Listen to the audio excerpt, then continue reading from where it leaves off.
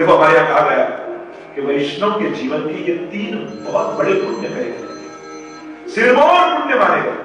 और कहा गया है कि ये 3 पुण्य जीवन में प्रत्येक वैष्णव को करने चाहिए, है ना, मगर वैष्णवी जीवन अधूर शक्य है। 3 पुण्यों श्रेष्ठ आपने करना है। जीवन में एक बार गोदान करो, गोदान कर सको तो यथाशक्ति गाय की सेवा करें। देखो हमारे एक पुण्य वैष्णव हो तो ये 3 पुण्य जीवन में करने ये कहा है। उसमें से पहला पुण्य है जीवन का गौ सेवा, गौदान, गौ सेवा। यथाशक्ति गाय की सेवा का लाभ प्रत्येक हिंदू को, वैष्णव को लेना चाहिए। जितनी भी यथाशक्ति आपकी हो, गाय की सेवा में भी योग करें। आप मोटू पुण्य चाहिए, बीजू पुण्य। जीवन में एक बार ब्रज यात्रा में जरूर जाओ, ब्रज में जाओ। बड़े 2 दिवस, 5 दिवस, 7 दिवस के 40 दिवस, पर उस भूमि का सेवन करना चाहिए जिस भूमि पर हमारे नंद नंदन ने खुले चलाने से लिया। वहां सकल तीर्थों का वास है, ऐसी वो पुण्य भूमि है।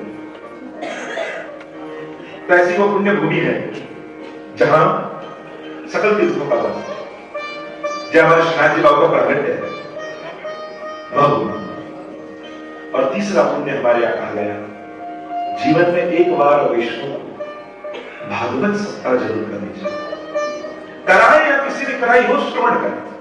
जो आगे लौकिक जीवन में थी कि जड़े बटाकर बड़े हो ऐसे मजा नहीं, ये कोई ऐसा लौकिक तरह नहीं है कि दिवाली सबके लिए हो, इतनी ही आवाज सुनाई देती है, उतना ही प्रकाश सुनाई दिखाई देता है, पर आनंद किसको आता है? जिसको पटाखा, जिसमें पटाखा सुना हो।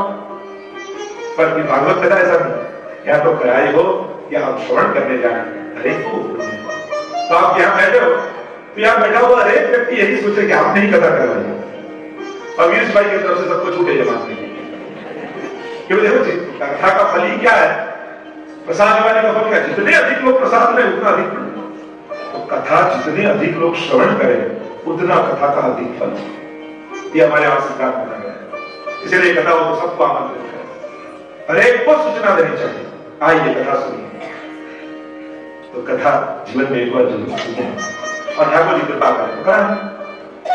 और 7 दिन जीवन में एक बार भागवत सप्ताह का श्रवण करना चाहिए। और आप सब तो भाग्यशाली हो, आपको श्रीनाथ जी के सानिध्य में ही ये अवसर मिल चुका है, आज से प्रारंभ हो चुका है, मौका मिला है श्रवण करने का। एक सुंदर अवसर हम सबके सामने कि श्रीनाथ जी के सानिध्य में, श्रीनाथ जी के सन्मुख श्रीमद् भागवत जी का श्रवण करना। और कथा तो है, पर कथा में स्थान की भी महत्ता मानी गई है कि इस स्थान पर कथा श्रवण की जाती है। इसलिए तो सनत कुमार की कथा में आया कि विषादायाम बद्री विषाद गए, सत्संगाम समायाता तद्रशु तत्र नारद, और वहां मुनि नारद जी को देखा। तो सत्संग करना ही था तो कहीं भी कर ले, क्यों बद्री विषाद गए? क्योंकि स्थान की भी महत्ता है। 3 स्थान हमारे हमारे तीर्थ, क्षेत्र और धाम। जहां भूमि की महत्ता हो उसको क्षेत्र कहा जाता है। जैसे कुरुक्षेत्र, हरिहर क्षेत्र, जहां भूमि की महत्ता, पुण्य भूमि। जहां जल और स्थल दोनों की महत्ता हो उसे तीर्थ कहते हैं। विशुद्ध मथुरा तटे, मथुरा की तीर्थ है, हरिद्वार तीर्थ है, जल और स्थल दोनों की महत्ता। और जहां प्रकट रूप से परमात्मा प्रकट रूप से विराजमान हो उसे धाम कहते हैं। ये नाथा द्वारा धाम, जहां प्रकट श्रीनाथ जी बाबा नंद नंदन विराजते हैं। हम सबके इष्ट, हम सबके प्राण वल्लभ, घर घर में जो विराजमान, कृष्णा की आपको जो पकड़ा दी, श्रीनाथ जी बाबा के प्रतिनिधि विराजमान है। श्री के नाम है, स्वामिनी के नाम है, स्वामी रूप श्री वल्लभ के नाम है, ऐसे श्रीनाथ जी जहां विराजमान है। तो ऐसे पुण्य भूमि है श्रीनाथ जी के सानिध्य में संकल्प भी कराया जाता है, तो बोला जाता है ये भूमि में इनके सानिध्य में ये हम सत्कर्म करने जा रहे हैं। तो हम सब भाग्यशाली हुए हैं और प्रभु की कृपा हम पर है, उसका ये प्रमाण हमको मिला है। मैं तो हमेशा कहता हूँ, माला करके कृपा हो ये मत सोचो, पाठ करके कृपा हो ये मत सोचो, तीर्थ में जाकर कृपा हो ये मत सोचो। व्रत करके कृपा हुई है, सोचो ये कृपा हुई है तो मैं तीर्थ में हूं, कृपा हुई बाद में माला कर पाया, कृपा हुई बाद में पाठ कर पाया, सेवा कर कर कृपा होगी मत सोचो, कृपा होगी तो ही सेवा बन पाए। तो कृपा तो मूल कारण है, इसलिए तुलसीदास के मानस में कहते हैं राम कृपा कृपा के बिना उसके बिना सत्संग नहीं मिलता, सत्संग के बिना मिलेगी। तो આપણે બધા ભાગ્યશાળી છે, તમે બધા બહુ પુણ્યવાન છો, કારણ તમે કથામાં બેઠા છો, 7 દિવસ કથામાં બેઠો બેસો, ये गारंटी मारी कि 7वां दिन से कथा તમારામાં બેસાડી દઈશ। आप 7 दिन कथा में बैठो, 8वें दिन मैं कथा में बैठा था, અને ગેરંટી છે આજે ઘરે જઈને બધા પોતાનો ફોટો પાડી લે સેલ્ફી, કારણ કે 7મા દિવસે તમારો ચહેરો જુદો હશે, તમારી આંખો જુદી હશે, તમારી વાણી જુદી હશે, તમારા હૃદયના ભાવ જુદા હશે। અને આ કથા स्वयं शब्द शब्द में भगवान है। ये कथा का प्रभाव क्या है? ये श्रापित को समर्पित बनाने वाली कथा है। श्राप लगा था परीक्षित, 7वें दिन मृत्यु, और उस श्रापित को समर्पित बनाने का सामर्थ्य ये भागवत कथा है। और हम सबको श्राप लगा, 8वां दिन किसको नहीं लगा? सोम से रवि में ही तो मृत्यु है, 8वां दिन तो आज तक किसी को नहीं मिला। हर एक को 7 ही दिन मिले, श्रापित तो है, पर भागवत सुनोगे तो समर्पित बन जाओगे। मरकर तो सब जाते हैं, हम मरकर दुनिया नहीं छोड़ेंगे, हमको तो जीकर जाना है, जीवन की तृप्ति लेकर जाना है, जीवन का आनंद लेकर जाना है। घना लोगों मुक्ति दे जाए એનો ભાર લો, આટલી જિંદગી મહેનત કરી બધું મૂકીને જવાનું, જો વ્યવસ્થા હોત ને લઈ જવાની તો કોઈ મૂકીને ના જાય, આ તો ફેસિલિટી નથી એટલે બધા કરોડ ડોલર લોકોને કહી જો તમારા માટે આટલું આટલું મૂકીને જવું છે, આ તો સુવિધા નથી એટલે મૂકીને જાવ। આપણે વિચાર કરો, જો જઈ જવાની ફેસિલિટી હોત આમાંથી આપણે કેટલા કે જે મૂકીને જાય, આ તો ત્યાં આ બેંક ઓફ બરોડાની બ્રાન્ચ નથી કે શિફ્ટ થઈ જાય, એ તો મોબાઈલથી જ કરી નાખે છે। तो मूल बात मुकीने जवाना अफसोस करता है, वाटीने जवाना आनंद लेने क्यों न जाए? बाहर के जाने का आनंद लेकर क्यों न जाए? रखकर गए इसका अफसोस लेके जाए। देखो तकलीफ क्या है, भगवान ने ऐसे ढंग की रचना करी है कि मनुष्य पैसे के लिए पाप करता है और मर जाता है तो पैसे ले जाते हैं, पाप इकट्ठे आते हैं साथ में। दिक्कत यही है कि पैसे सब रह जाए और पाप सब साथ में आता है, और वो तो अगले जन्म में भोगने पड़े। ये सुविधा भगवान ऐसे दी है, तो कहते मानस पैसा માટે પરસેવો પાડે, પણ ભાગ્યશાળી એ લોકો હોય છે જે પર સેવા માટે પૈસો પાડતા હોય છે। આ કાટકોરિયા પરિવાર પર સેવા માટે પૈસો પાડે, અને ગિરીશભાઈ આને સ્પેન્ડિંગ કહેવાય કે ઇન્વેસ્ટમેન્ટ કહેવાય?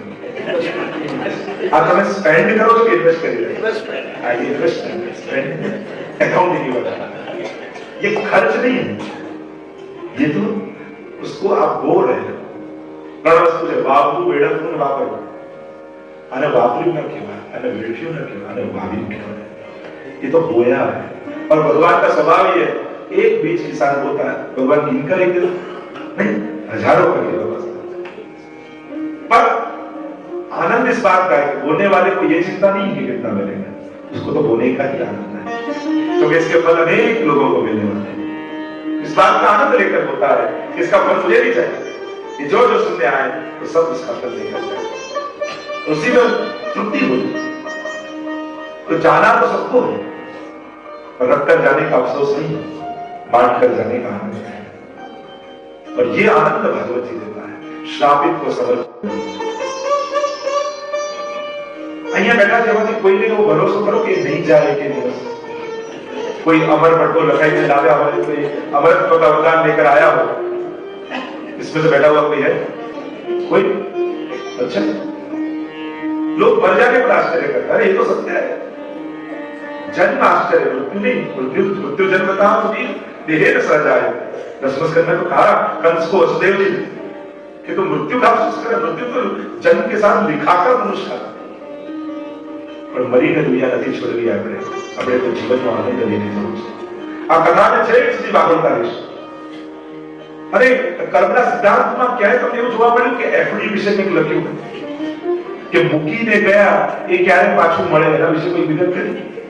ના, વાપરીને ગયા એના બધું જ લખ્યું છે, આપીને ગયા એના માટે બધું જ લખ્યું છે, પણ મૂકીને ગયા એના માટે કર્મના સિદ્ધાંતમાં કોઈ ઉલ્લેખ નથી। तो जो दे जाओ वही तुम्हारा है, रख जाओ वो तो दूसरे का सद्भाग्य है, वो तो बच्चे का सद्भाग्य है। आप जो छोड़ गए वो दूसरों के सद्भाग्य है, आप जो दे गए वो आपका सौभाग्य है, क्योंकि वो दिया हुआ साथ में आता है, रखा हुआ कभी साथ नहीं आता। और इसीलिए जो कर गए वो आपका, जो रख गए वो दूसरे का। अब आपको सोचना है मालिक बनना है कि मैनेजर बनना है, क्योंकि जो दे गए वो आप मालिक थे उसके, वो आपका था जो आपने उस पर अपना हक बताया। तारू कशु न होए तो छोड़ी ने आप, अरे तारू बंधु जो होए तो छोड़ी बताओ, जो आपका सब है सारू एक अवसर एक मौका है, अरे जेना पर कृपा हो एना ज हाथ में भगवान उपयोग करता होना चाहिए। भाग्यशाली कटोरिया परिवार जो निमित्त बने और पूरा परिवार मिलकर, पूरा परिवार साथ में मिलकर श्रवण करना, आयोजन करना, ये भी बहुत बड़े आनंद की बात है। ये अवसर केवल इनके परिवार के द्वारा, उनके परिवार में नहीं कितने परिवार ये भगवत कथा का आनंद लेने वाला है। तो ये भागवती कथा 7 દિવસ भगवान સાથે આપણે રહેવાના છે। ભાગવત કથા એટલે ભગવાનને સાંભળવાનો અવસર, ભગવાનને સમજવાનો અવસર, ભગવાનને જોવા માટે કલાકો લાઈનમાં ઉભા રહી, દર્શન કર્યા ન કર્યા કરીને દોડી જઈ, પણ એને સમજવા માટે જોવા માટે કલાકો લાઈનમાં, પણ સમજવા માટે 10 મિનિટ એને કાઢી। ક્યારે એને સમજવાની કોશિશ કરી છે? कभी भी प्रभु को समझने का प्रयास किया? जिसको देखने के लिए इतनी मेहनत करते हो, थोड़ा समय उसको समझने के लिए भी निकालो, क्योंकि जो समझे नहीं और देखने गए तो कभी उसमें भी अभाव आ जाए। और आता है कई लोग दर्शन करवा गया, नाम थયું પેલા નાકડી લીધા પછી પાછળ નાખ્યા થયું, કેટલું બધું યાદ રહે, પણ શ્રીનાથજીએ શું વસ્ત્રો ધર્યા હતા એ યાદ ન રહે, આજે કેવા લાગતા હતા એ યાદ ये बोली जाए।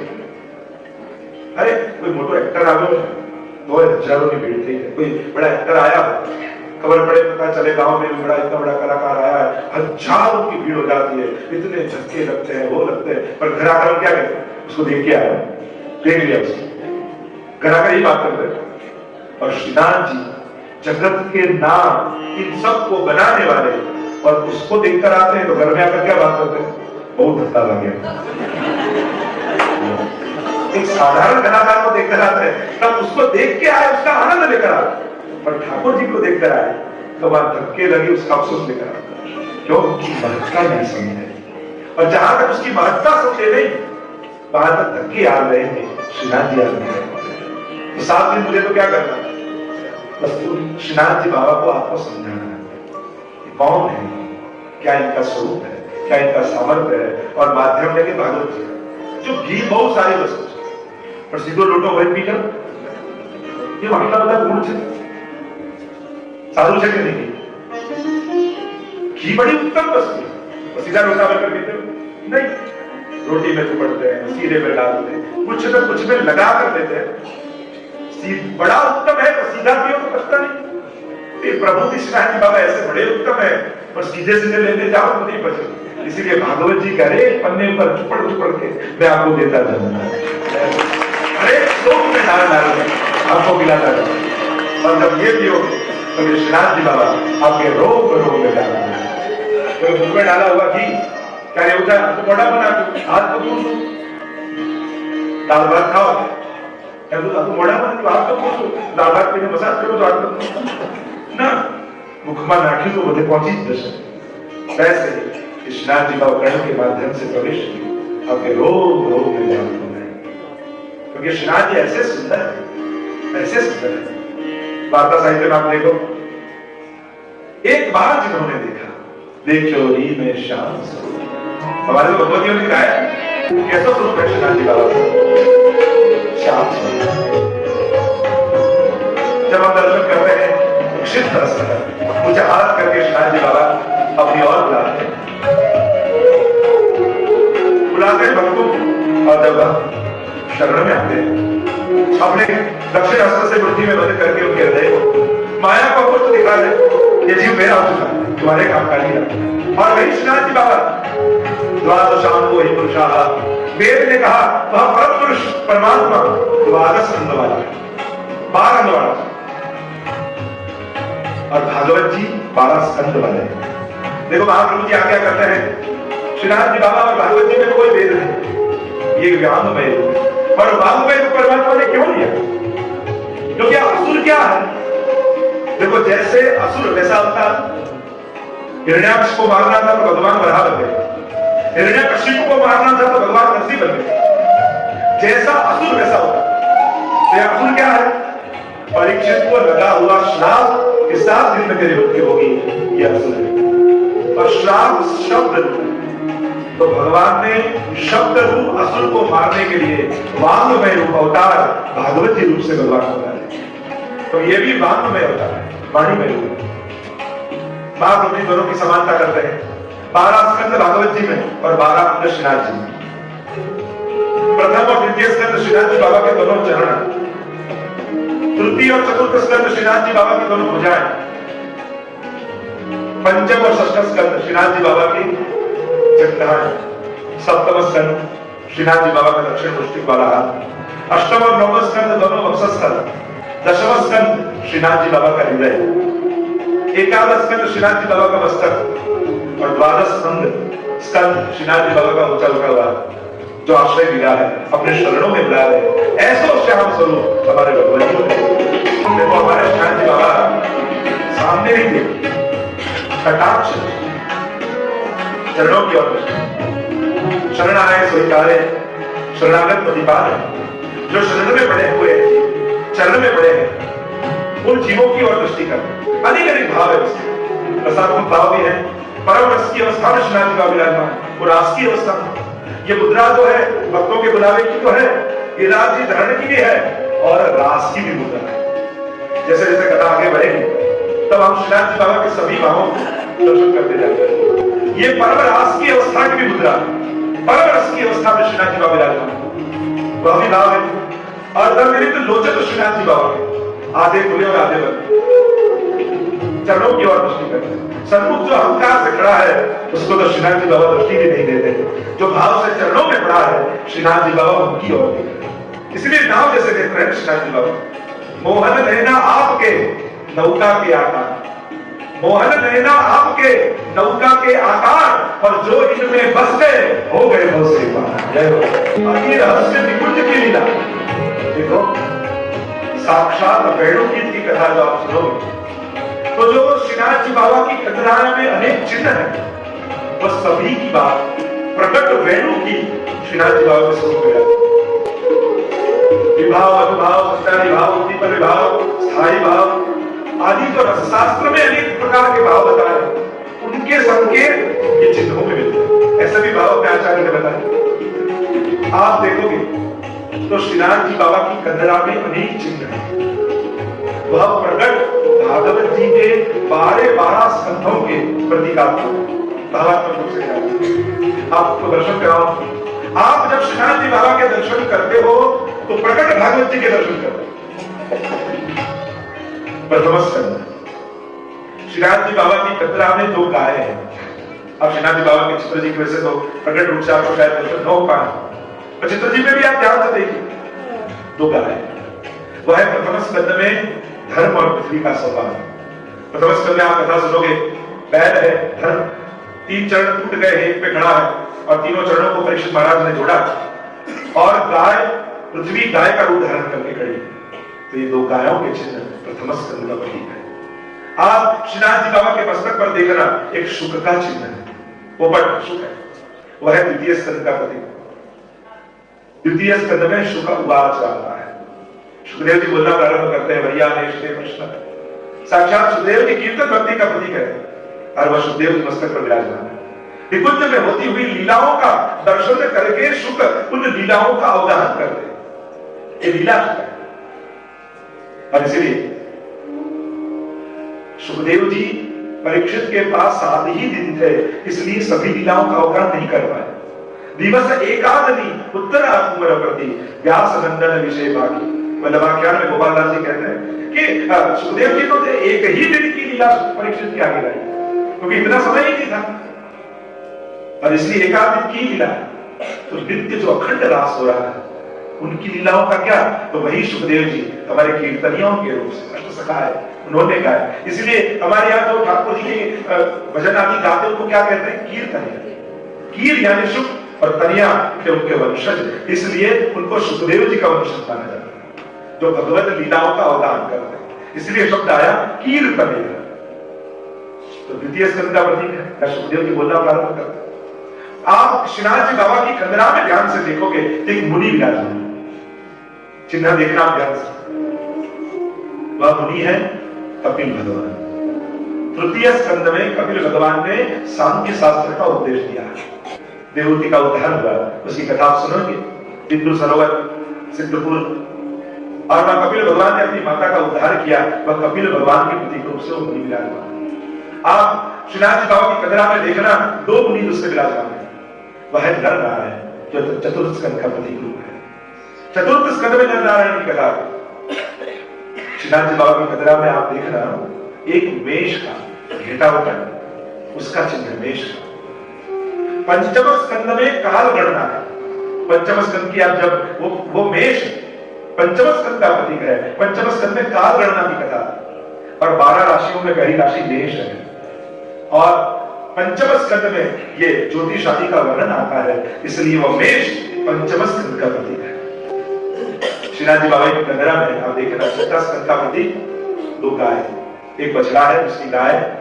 गाय दूध पीता जाता है मां के थन में से, और अपने चरणों का प्रहार भी करता है, पैर मारता जाए दूध पीता जाए, पर पैर मारता है फिर भी मां दूध पिलाना बंद नहीं करती, यही तो कृपा है।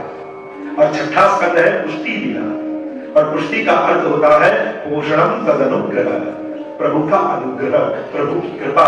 ये जीव हम लोगों ने भगवान को कितनी बार याद मानी, ये कई कई बार कृपा को ग्रहण करते जाते और अपराध करते जाते, फिर भी प्रभु कृपा करना बंद नहीं करते, यही प्रभु का अनुग्रह है। और यही छठा स्कंद षष्ठम स्कंद पोषण लीला। श्रीनाथ जी बाबा की कंदरा में आप देखना नरसिंह भगवान में विराजमान, आपने जो कंदरा का दर्शन किया हो नरसिंह भगवान जो कर, वह है सप्तम स्कंद का प्रतीक। भागवत जी के सप्तम स्कंद में नरसिंह भगवान की कथा अपनो वचन प्रहलाद हुआ है। देखो अपने भक्तों के कारण भगवान कैसे कैसे रूप धर के आ गए, कितने कितने प्रकार के वरदान मांगे हिरण्यकशिपु, और प्रभु ने उन सभी वरदानों को पार करते हुए नरसिंह भगवान का स्वरूप लिया और भक्तों का उद्धार किया। यह सप्तम स्कंद का प्रतीक। अष्टम स्कंद आप देखना भगवान की कंदरा में श्रीनाथ जी बाबा की एक सर्प विराजमान है, वह है वासुकी नाग। समुद्र मंथन की कथा अष्टम स्कंद में आती है, और वासुकी नाग को डोरी बनाई, रस्सा बनाई और मद्राचल पर्वत से समुद्र मंथन किया, वह अष्टम स्कंद का प्रतीक। श्रीनाथ जी बाबा की कंदरा में आप देखना दो मोर है, मयूर है, और मयूर को निष्काम माना जाता है। और नवम स्कंद वो ईशानु कथा है, ईशस्य अनुगामिनाम कथा, भक्तों के चरित्र है।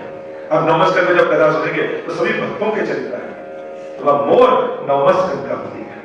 दसम स्कंद तो कंदरा के मध्य में विराजमान अपने नंद नंदन तमद्भुतम बालकम मुझे क्षण, और प्रभु प्रकट हुए और नंदस्तात्मज उत्पन्न जाता लादो महामना, परम आनंद रूप परमात्मा प्रकट हुए, जो वेद में जिसको आनंद रूप कहा उसको ही पुराणों में कृष्ण रूप कहा, शास्त्रों में उसको ही रस रूप कहा। वेद में परमात्मा की व्याख्या क्या कही गई, तो कहूं आनंद मात्र करवाद मुखोदरा, आनंद मात्र कर पाद मुख उदर, सर्वांग जो आनंद रूप है।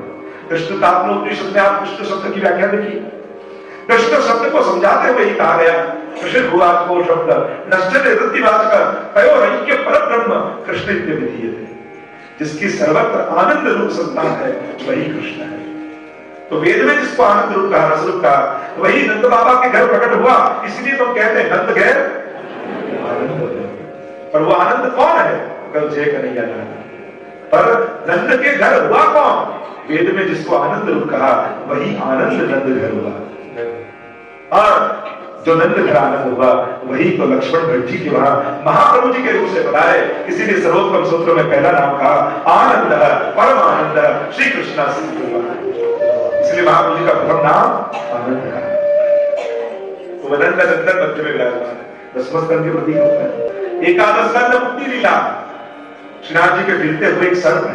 आप देखना, मैं फिरता हुआ एक सर्प घुटनों के पास से पूरा सर्प लपेटा, वह है एकादश स्कंद का प्रतीक।